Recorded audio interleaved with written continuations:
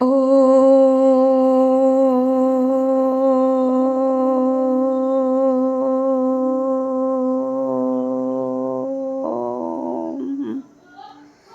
শান্তি। 7/5/2024 প্রাতঃমুরলি। ওম শান্তি। বাপদাদা মধুবন। আজকের বাপদাদার অমূল্য মহাবাক্য হলো, মিষ্টি বাচ্চারা, বাবার থেকে কারেন্ট নিতে হলে সার্ভিসে লেগে থাকো। যে বাচ্চারা সব কিছু ত্যাগ করে সার্ভিসে লেগে থাকে তারাই প্রিয় হয়, বাবার হৃদয়ে স্থান পায়। প্রশ্ন বাচ্চাদের, স্থায়ী খুশি কেন থাকে না? এর মুখ্য কারণ কি? উত্তর, স্মরণের সময় বুদ্ধি বিভ্রান্ত হয়। স্থির বুদ্ধি না থাকার কারণে খুশি থাকতে পারে না। মায়ার ঝড় দীপককে নাজেহাল করে দেয়।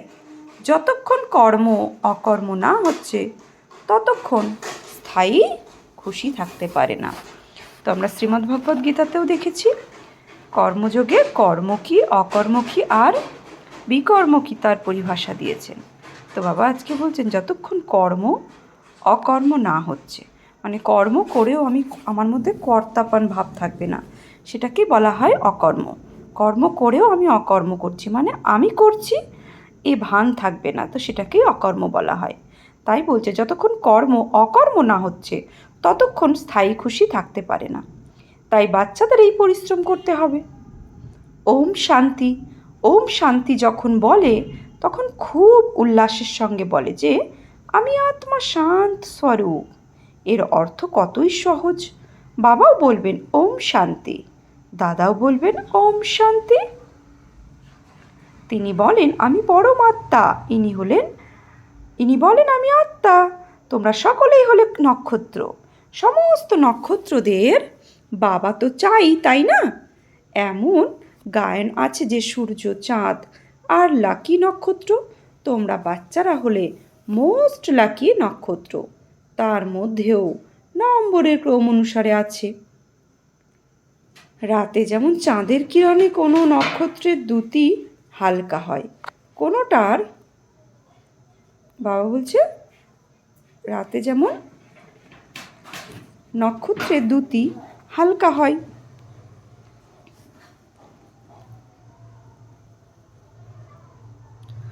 তো রাতে যেমন চাঁদের কিরণে কোনো নক্ষত্রের দ্যুতি হালকা হয়, কোনোটার আবার তীব্র। কেউ কেউ চাঁদের কাছে থাকে। নক্ষত্র তো তোমরাও হলে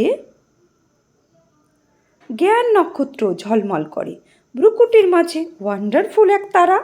বাবা বলেন এই নক্ষত্র খুবই ওয়ান্ডারফুল। তো সেকেন্ডে আমরা দুই ভ্রুয়ের মাঝখানে ঝলমলে এক আজব সিতারা, দুই ভ্রুকুটির মাঝখানে জ্ঞান নক্ষত্র। তো এইভাবে আমরা দেখব। বাবা বলেন এই নক্ষত্র খুবই ওয়ান্ডারফুল।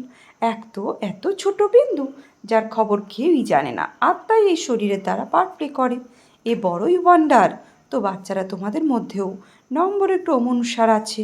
কেউ এই রকম, কেউ আবার আরেকটি রকম। বাবা সেই নক্ষত্রদের বসে স্মরণ করেন যারা ঝলমল করে, যারা খুব ভালো সার্ভিস করে, তারা কারেন্ট পেয়ে যায়। তোমাদের ব্যাটারি ভরপুর হচ্ছে। তমপ্রধান থেকে শতপ্রধান হওয়ার জন্য পুরুষার্থের নম্বর অনুসারে তোমরা সার্চ লাইট পাও। বাবা বলেন যে আমার কারণে সব কিছু ত্যাগ করে সার্ভিসে লেগে থাকে। সে আমার খুবই প্রিয়, সে আমার হৃদয়ে অধিষ্ঠিত হয়। বাবা তো হৃদয় হরণ করেন, তাই না? দিলওয়ালা মন্দিরে তো বলছে দিলওয়ালা মন্দির তো আছে। তো দিলওয়ালা মন্দির আছে রাজস্থানে। তো দিলওয়ারা মন্দির তো আছে, তাই না? এখন এ কি দিলওয়ারা মন্দির নাকি হৃদয় হরণ করেন তার মন্দির? কার হৃদয় হরণ করেন তোমরা তো দেখেছো, তাই না? প্রজাপিতা ব্রহ্মা তো বসে আছেন, অবশ্যই তার মধ্যে শিব বাবা প্রবেশ করেন। আর তোমরাও দেখো যে উপরে স্বর্গের স্থাপনাও আছে, নিচে বাচ্চারা তপস্যায় বসে আছে। এ তো ছোট মডেল রূপে বানানো আছে। যারা খুব ভালো সার্ভিস করে তারা খুবই সাহায্যকারী। মহারথী, ঘোড়া সাভার, পদাতিক এরা তো আছে, তাই না? এই মন্দির খুবই সঠিক স্মারণিক হিসাবে বানানো রয়েছে। তোমরা বলবে এ হলো আমাদেরই সারণিক। তাহলে এ হলো আমাদেরই স্মারণিক, যা কিছু এখন দুনিয়ায় স্মরণ করছে। তো তোমরা এখন আলোর সন্ধান পেয়েছো, আর কোথাও জ্ঞানের তৃতীয় নেত্র নেই। ভক্তি মার্গে তো মানুষকে যা শোনানো হয় তাই সত্য সত্য বলে দেয়। বাস্তবে এ হলো মিথ্যা, একেই সত্য মনে করে। এখন বাবা, যিনি হলেন সত্য, তিনি বসেই তোমাদের সত্য কথা শোনান, যাতে তোমরা এই বিশ্বের মালিক হও। বাবা তো তোমাদের কিছুই পরিশ্রম করান না।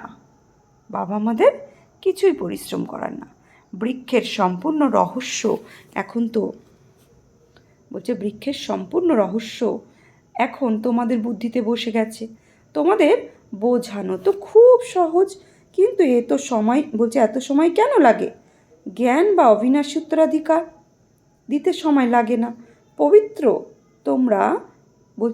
পবিত্র হতেই সময় লাগে। মুখ্য হলো স্মরণের যাত্রা। বাবা কি বলছেন? মুখ্য হলো স্মরণের, কি বলছেন? ভক্তি মার্গে যা কিছু মানুষ শোনে সেসব হলো মিথ্যা, কিন্তু সব সত্য সত্য বলে দেয়। বাস্তবে এ হলো মিথ্যা, একেই সত্য মনে করে। এখন বাবা, যিনি হলেন সত্য, তিনি বসেই তোমাদের সত্য কথা শোনান, যাতে তোমরা এই বিশ্বের মালিক হও। বাবা তো তোমাদের কিছুই পরিশ্রম করান না। বৃক্ষের সম্পূর্ণ রহস্য এখন তোমাদের বুদ্ধিতে বসে গেছে। তোমাদের বোঝানো তো খুবই সহজ, কিন্তু এত সময় কেন লাগে?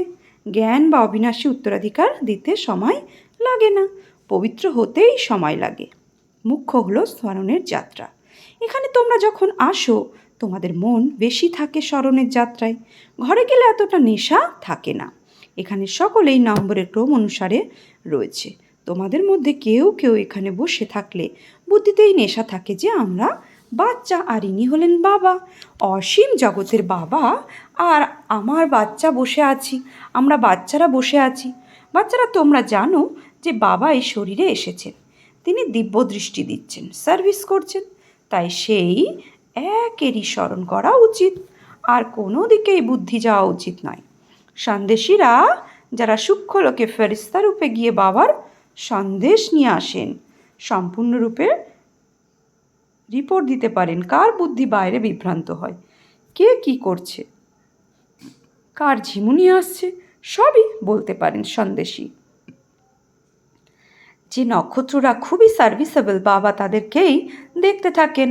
বাবার লাভ থাকে, তাই না? কারণ তারা এই স্থাপনায় সাহায্য করে। হুবহু আগের কল্পের মতো এই রাজধানী স্থাপন হচ্ছে, অনেক বাড়ি তো হয়েছে। এই ড্রামার চক্র তো চলতেই থাকে, এতে চিন্তা করার কোনো কথাই থাকে না। বাবার সাথে তো আছো, তাই না? তাহলে সঙ্গের রং তো লাগেই, চিন্তা কম হয়ে যায়। এই নাটক তো বানানোই আছে। বাবা তাঁর সন্তানদের জন্য স্বর্গের রাজধানী নিয়ে এসেছেন।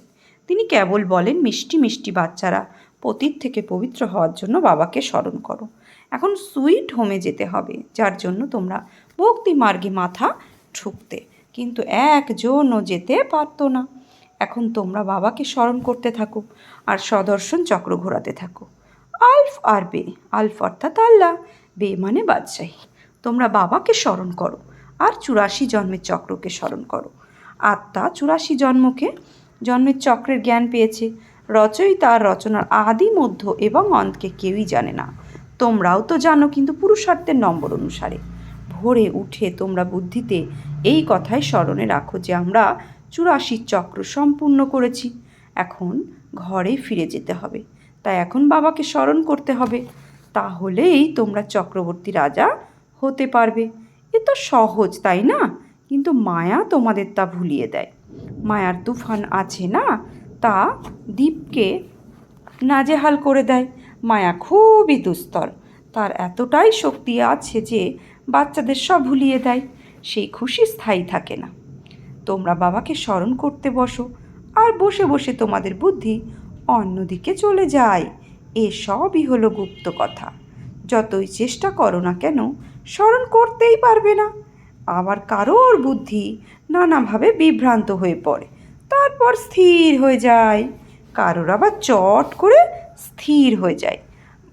আবার কাউকে যতই বলো না কেন বুদ্ধিতেই বসে না, বলছে বুদ্ধিতে বসেই না। একেই মায়ার যুদ্ধ বলা হয়। বলছে কর্মকে অকর্ম বানানোর জন্য কত পরিশ্রম করতে হয়। ওখানে তো রাবণ রাজ্যই নেই, তাই কর্ম বিকর্ম হয় না। ওখানে মায়া থাকেই না যে বিকর্ম করাবে। এ হলো রাবণ আর রামের খেলা। অর্ধেক কল্প হলো রাম রাজ্য আর অর্ধেক কল্প হলো রাবণ রাজ্য। দিন আর রাত সঙ্গম যুগে কেবল ব্রাহ্মণরাই থাকে। এখন তোমরা ব্রাহ্মণরা বুঝতে পারছো যে রাত সম্পূর্ণ হয়ে দিন শুরু হবে। ওই শূদ্র বর্ণেরাও বুঝতেই পারে না। বলছে ওই শূদ্র বর্ণেরা বুঝতেই পারে না। মানুষ তো উচ্চ স্বরে ভক্তি ইত্যাদি গান গায়, তোমাদের তো আওয়াজের ঊর্ধ্বে যেতে হবে। তোমরা তো তোমাদের বাবার স্মরণেই মস্তিকে বলছে তোমরা তো তোমাদের বাবার স্মরণের মস্তিতে থাকো। আত্মার জ্ঞানের তৃতীয় নেত্র পেয়েছে। আত্মা বুঝতে পারে যে এখন বাবাকে স্মরণ করতে হবে। ভক্তি মার্গে তো মানুষ শিব বাবা করে এসেছে। শিবের মন্দিরের শিবকে তারা অবশ্যই বাবা বলে। জ্ঞান তো তাদের কিছুই নেই। এখন তোমরা এই জ্ঞান পেয়েছ। বাবা বলছেন এখন তোমরা এই জ্ঞান পেয়েছ। তিনি হলেন শিব বাবা। তার এই চিত্র ওরা তো লিঙ্গকেই মনে করে। তোমরা তো এখন পেয়েছো জ্ঞান। ওরা তো লিঙ্গের ওপর গিয়ে ঘটি করে জল ঢালে। এখন বাবা কি বলছেন তো হলে নিরাকার। নিরাকারের ওপর ঘটি করে জল দেবে তো কি তিনি কি বলবেন? সাকার হলে তবুও তো স্বীকার করবে। নিরাকারের ওপর দুধ ইত্যাদি দিলে তিনি কি বলবেন? বাবা বলেন দুধ ইত্যাদি যা তোমরা দাও, বাবা বলছেন দুধ ইত্যাদি যা তোমরা দাও তো তোমরাই পান করো, ভোগ ইত্যাদি তোমরাই গ্রহণ করো। এখানে তো আমি সামনে বসে আছি, তাই না? আগে পরোক্ষভাবে করতেন আর এখন তা প্রত্যক্ষ। নিচে এসে নিজের পার্ট প্লে করছেন, সার্চ লাইট দিচ্ছেন। বাচ্চারা মনে করে মধুবনে বাবার কাছে অবশ্যই আসা উচিত। ওখানে আমাদের ব্যাটারি খুব ভালো চার্জ হয়। ঘরে তো পার্থিব নানা কারণে অশান্তি লেগে আছে। এই সময় সমস্ত বিশ্বে অশান্তি। তোমরা জানো যে এখন তোমরা যোগ বলের দ্বারা শান্তি স্থাপন করছি। বাকি পড়াতেই রাজত্ব পাওয়া যায়। পূর্ব কল্পেও তোমরা এই কথা শুনেছ, এখনও তোমরাই তাই শুনছ। যা কিছুই বাবা বলছেন এখনও তোমরা এই কথাই শুনেছিল। তো যা কিছুই অভিনীত হচ্ছে তা আবারও হবে। বাবা বলেন কত বাচ্চা আশ্চর্যবৎ ভাগন্তি হয়ে গেছে, অর্থাৎ চলে গেছে। আমাকে অর্থাৎ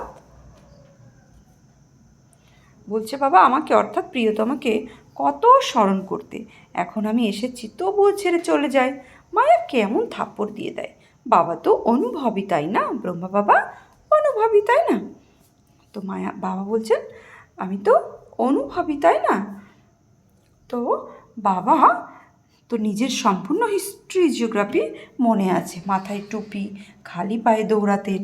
মুসলমানদের খুবই ভালোবাসতেন, তারা খুবই আদর যত্ন করতেন। তো যেন শিক্ষকের সন্তান এসেছে বা গুরুর সন্তান এসেছে। তারা বলছে বাজরা রুটি খাওয়াতো। সন্তান এসেছে, তারা বাজরার রুটি খাওয়াতো। এখানেও বাবা 15 দিনের প্রোগ্রাম করছেন রুটি আর ছাঁচ খাওয়ার। আর কিছুই তৈরি হতো না। অসুখ বিসুখেও সকলের জন্য এটাই তৈরি হতো। যারা অসুখ বিসুখে ছিল তাদের জন্য এটাই তৈরি হতো।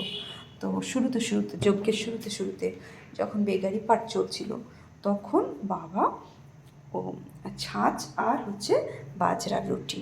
তো বাবা সেটাই বলছেন আজকে যে যারা অসুস্থ ছিল তাদেরই খাওয়ানো হতো।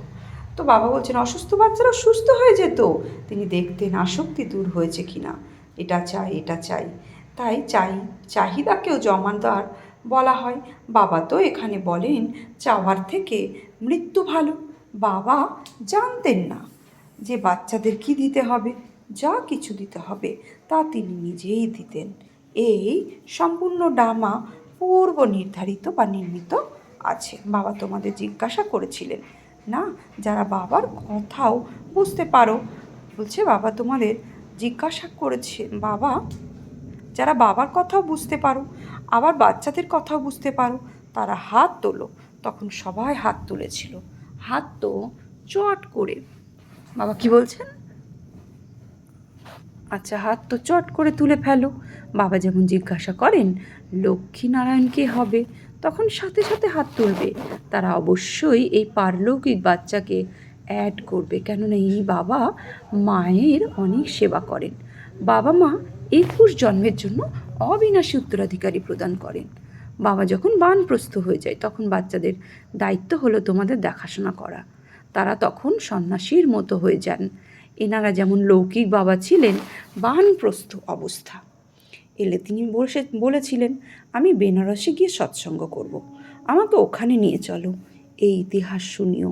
তোমরা হলে ব্রাহ্মণ, প্রজাপিতা ব্রহ্মা কুমার কুমারী। প্রজাপিতা ব্রহ্মা হলেন গ্রেট গ্রেট গ্র্যান্ডফাদার। তো বাবা বলছেন মনুষ্য সৃষ্টির সব থেকে প্রথম পাতা, এনাকে জ্ঞানের সাগর বলা হয় না। ব্রহ্মা বিষ্ণু শঙ্করকেও জ্ঞানের সাগর নয়, সেই বাবা হলেন অসীম জগতের বাবা।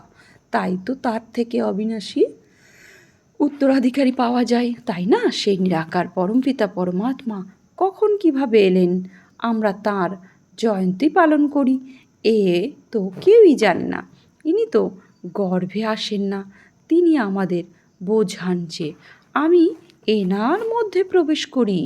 এনার অনেক জন্মের অন্তিম জন্মের বানপ্রস্থ অবস্থায় মানুষ যখন সন্ন্যাস গ্রহণ করে তখন তার বলছে সন্ন্যাস গ্রহণ করে তখন তার বানপ্রস্থ অবস্থা বলা হয়। তাই বাবা এখন তোমাদের বলেন বাচ্চারা, তো বলছে তো বাবা এখন আমাদের বলেন বাচ্চারা তোমরা সম্পূর্ণ 84 জন্ম নিয়েছো, এই হলো তোমাদের অনেক জন্মের অন্তিম জন্ম। হিসাব তো তোমরা জানো তাই না? আমি তো এনার মধ্যে প্রবেশ করি, আমি কোথায় এসে বসি, এখানে এনার মধ্যে থাকি, তার পাশে এসে বসি। গুরুরা যেমন তাদের শিষ্যের নিজের পাশে বা কোলে বসাই, এনার স্থানও এখানে। আমরা স্থানও বলছে আমার স্থানও এখানেই। আমি বলি হে আত্মারা তোমরা মামিকম স্মরণ করো, তাহলে তোমাদের পাপই বিনাশ হয়ে যাবে। তোমাদের তো মানুষ থেকে দেবতা হতে হবে, এ হলো রাজযোগ। নতুন দুনিয়ার জন্য অবশ্যই রাজযোগের প্রয়োজন। বাবা বলেন যে আমি এসেছি আদি সনাতনী দেবী দেবতা ধর্মের ফাউন্ডেশন লাগাতে। গুরুরা তো অনেকেই আছে কিছু, কিন্তু সদ্গুরু একজনই, তিনিই সত্য, বাকি তো সবই মিথ্যা। তোমরা জানো যে এক হলো রুদ্রমালা, দ্বিতীয় হলো বিষ্ণুর বৈজন্তী মালা। এর জন্য তোমরা পুরুষার্থ করো, বাবাকে স্মরণ করো, তাহলে তোমরা মালার দানা হতে পারবে। যেই মালা নিয়ে তোমরা ভক্তিমার্গে স্মরণ করো অথচ কিছুই জানো না যে এই মালা কার, উপরে ফুলকে, এরপর মেরুকি আর দানা বলছে এরপর মেরুকি আর দানায় বা কার, মানুষ মালায় স্মরণ করে অথচ কিছুই জানে না যে এই মালা কার, উপরে ফুলকে, এরপর মেরুকি আর দানায় বা কারা, মানুষ মালায় স্মরণ করে অথচ কিছুই বুঝতে পারে না। এমনি রাম রাম বলে মালা জপ করতে থাকে, তারাই রাম রাম বলতে থাকে আর মনে করে সব রামই রাম। সর্বব্যাপী কথার অন্ধকার এখান থেকে নির্গত। মানুষ তো সর্বব্যাপী অর্থাৎ অজ্ঞান অন্ধকার, তো সর্বব্যাপী তো অন্ধকার এখান থেকেই নির্গত। তো বাবা বলছেন মানুষ মালা স্মরণ না, মানুষ মালার অর্থই জানে না। কেউ বলে 100 মালা জপ করো, এত মালা জপ করো। বাবা তো অনুভবী, তাই না? তিনি 12 জন গুরু করেছিলেন, তার কাছে 12 জনের অনুভব আছে। এখন অনেকেই আছেন যাদের নিজের গুরু থাকা সত্ত্বেও অন্যের কাছে যাই যাতে কিছু অনুভব পাওয়া যায়, মালা ইত্যাদি জপ করতে থাকে। এ হলো সম্পূর্ণ অন্ধশ্রদ্ধা। মালা সম্পূর্ণ করে ফুলকে নমস্কার করে, শিব বাবা তো ফুল, তাই না? অন্যরা বলছে তোমরা অনন্য বাচ্চারাই মালার দানা হও, তারপর তোমাদের স্মরণই চলতে থাকে। ওরা কিছুই জানে না, ওরা তো কেউ রামকে কেউ কৃষ্ণকে স্মরণ করে, অর্থ কিছুই বোঝে না। শ্রীকৃষ্ণ স্মরণম বলে দেয়। এখন তিনি ছিলেন সত্যযুগের প্রিন্স, তার স্মরণ কিভাবে নেবে? স্মরণ তো বাবার নেওয়া হয়। তোমরাই পূজ্য আবার পূজারি হও। তোমরা 84 জন্ম নিয়ে পতিত হয়েছ, তাই শিব বাবাকে বলো হে ফুল আমাদেরও তোমার সমান বানাও। আচ্ছা, মিষ্টি মিষ্টি হারানিধি বাচ্চাদের প্রতি মা পিতা বাপ দাদার স্মরণে স্নেহ সুমন আর সুপ্রভাত। আত্মাদের পিতা তার আত্মারূপী বাচ্চাদের জানাচ্ছে নমস্কার। আমরা আত্মারূপী বাচ্চারা আত্মারূপী বাপ দাদাকে জানাচ্ছি নমস্কার, সুপ্রভাত, ধন্যবাদ। ধারণার জন্য মুখ্য সার: কোনো প্রকারের চাহিদা রাখবে না, অশক্তি অবসান করতে হবে। বাবা যা খাওয়াবেন তোমাদের প্রতি, আর বলছে তোমাদের প্রতি বাবার নির্দেশ হলো চাওয়ার থেকে মরণ ভালো। 2, বাবার সার্চলাইট নেওয়ার জন্য এক বাবার প্রতি সত্যিকারের প্রেম রাখতে হবে। বুদ্ধিতে এই নেশা যেন না থাকে যে আমরা বাচ্চারা, তো বলছে আমরা বাচ্চা উনি বাবা, তো এই কী নেশা থাকবে? আমি বাচ্চা, আমার পিতা হচ্ছে পরমাত্মা জ্যোতি, পরম জ্যোতি। তার সার্চলাইটেই আমাদের তমপ্রধান থেকে শতপ্রধান হতে হবে। বরদান: দয়ার ভাবনার দ্বারা নিমিত হয়ে সেবা করে সর্ববন্ধন মুক্ত ভব। তো কি বলছে? দয়ার ভাবনার দ্বারা নিমিত হয়ে সেবা করে সর্ববন্ধন মুক্ত ভব। বর্তমান সময়ে যখন সকল আত্মা ক্লান্ত হয়ে নিরাশ হয়ে মাসি যাঞ্চা করতে থাকে, তখন তোমরা দাতার বাচ্চারা তোমাদের ভাই বোনের প্রতি দয়াবান হোক। যে যত খারাপই হোক তার প্রতিও দয়ার ভাবনা থাকবে, তাহলে কখনো ঘৃণা, ঈর্ষা বা ক্রোধের ভাবনা আসবে না। দয়ার ভাবনা সহজেই ভাব নিমার্জ করে দেয়। বন্ধনে কারণে দয়া নয়, বরং সত্যিকারের দয়াভাব বন্ধনমুক্ত বানিয়ে দেয়, কারণ সেখানে দেহভাব থাকে না। স্লোগান: অপরকে সহযোগ দেওয়াই হলো নিজের খাতা জমা করা। তো অপরকে সহযোগ দেওয়াই হলো নিজের খাতা জমা করা। ওম শান্তি।